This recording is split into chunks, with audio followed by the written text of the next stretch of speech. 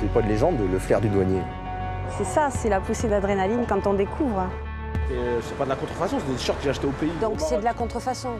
Si on va à la chasse, c'est pour revenir avec du gibier. C'est quoi ça? Oh monsieur, monsieur! Sol. Maintenant on baisse d'un ton, vous laissez le chien travailler, c'est clair? Ah, si vous nous avez menti, monsieur, vous n'avez pas gagné du temps. Hein. Et on se dit, s'il arrivait quelque chose, pourvu qu'on ait appris les bonnes choses. Stup! Stup! Écartez les bras, monsieur! Écartez les bras! Écartez les bras! Vous allez vers le sol!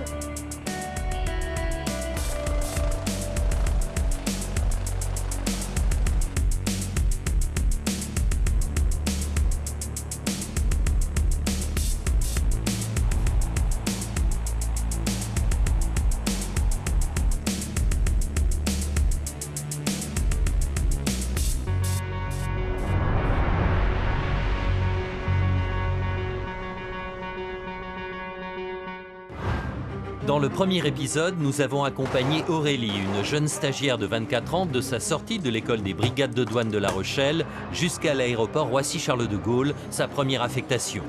À présent, Aurélie a 6 mois pour faire ses preuves et décrocher, elle l'espère, sa titularisation.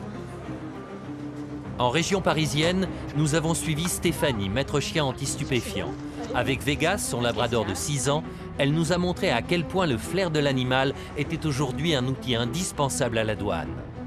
Au large de Boulogne-sur-Mer, nous avons également embarqué avec les douaniers garde-côtes et observé le travail de Daniel et ses 15 marins. À toute heure du jour ou de la nuit, ils ont assuré des missions de contrôle sur de nombreux navires de commerce, de pêche ou de plaisance. À Bayonne, nous avons fait la connaissance de Christine, première femme motarde toute administration confondue. Une femme étonnante au caractère bien trempé qui lutte quotidiennement contre toutes sortes de trafics à la frontière franco-espagnole.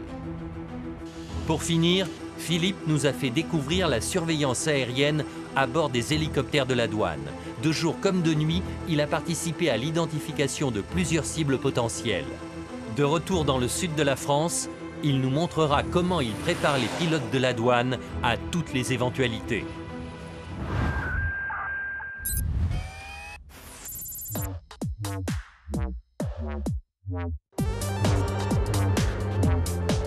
Cela fait maintenant 5 semaines qu'Aurélie a intégré la brigade de surveillance du terminal 2E à Roissy. Son rythme de travail, des vacations de 12 heures, dont certaines de nuit. Ce soir, Olivier, son tuteur, a décidé de lui faire découvrir le contrôle à l'exportation, c'est-à-dire sur les passagers qui quittent la France. Pour cela, les douaniers se placent au filtre sécurité par lequel les voyageurs accèdent aux salles d'embarquement. Have you cash shake or travel shake more of 10,000 euros? Okay. Can I see your... Ce que recherchent les douaniers, c'est le manquement à l'obligation déclarative. Une infraction consistant à ne pas déclarer, au départ de France comme à l'arrivée, le transport de sommes d'argent supérieures à 10 000 euros. Olivier vient de repérer ce passager français à destination de Hong Kong. Une cible qu'Aurélie n'aurait sans doute pas choisie si elle avait été seule.